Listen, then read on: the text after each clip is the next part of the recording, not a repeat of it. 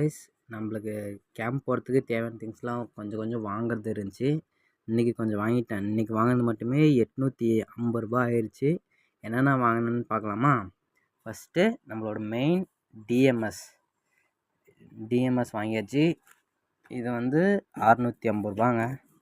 இது வாங்கிட்டுனா இது வந்து அதோட லேஸு, அதுக்கப்புறம் எர்கிள்ஸ் 2 வாங்கியிருக்கேன். மொத்தம் 2 பரே. ஒரு பரே வந்து இது ஒரு புது பரே ஒன்று. ஆனால் இந்த பரே நான் கேம்புக்கு எடுத்துகிட்டு போகிறதில்ல.